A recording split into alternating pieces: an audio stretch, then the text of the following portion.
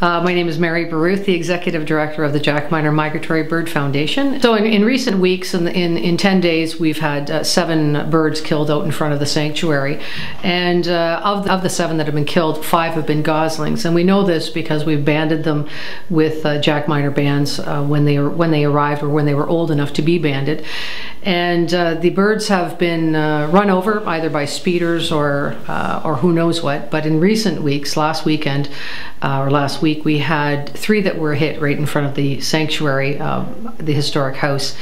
And 1 did not have any bands, but 2 did. And we're assuming that the 1 did have a band on it because we found his leg had been ripped off, and we found his foot with the tendon still attached, thrown into our parking area.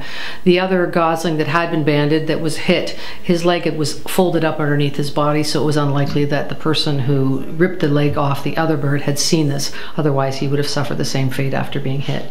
As I mentioned, I think because the other band was not seen, its leg remained intact. This one in particular came off his right foot, and the Jack Miner bands, especially gosling bands, because they are in recent years have been fairly rare. We haven't had a lot of goslings on site.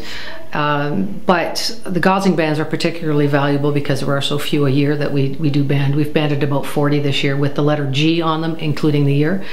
And sometimes the bands, we watched one band go for $5,000 once on eBay.